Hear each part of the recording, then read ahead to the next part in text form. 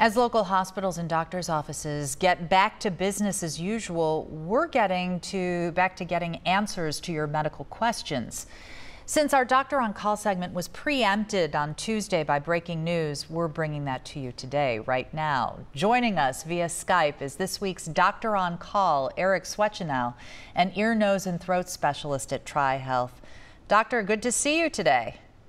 Thank you very much, Kristen. I appreciate the chance to be here with you. You bet. The question this week has to do with hearing problems in children.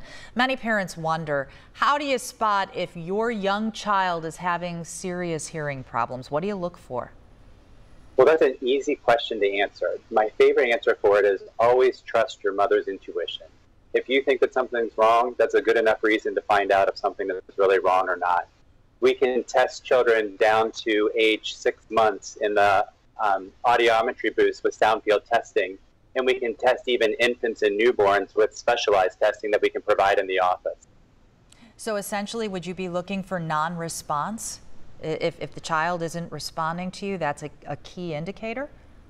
That's a great way to look at it. A lot of times people have experience with their other children and see that this next child is just different in some way. What we see over and over again is just my son or my daughter isn't responding like my other kids did. Another classic example is when they're playing with a group of friends and there's a loud noise and the other friends turn around to look, but your child doesn't. Okay. There's other signs of persistent fluid in the ears too, even things like balance problems and falling over.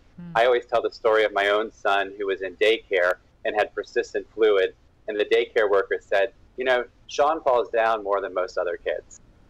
Wow. Okay. All good to know. We have time for probably one more question. I've heard it's really hard to get a child into an audiology appointment, some waiting months.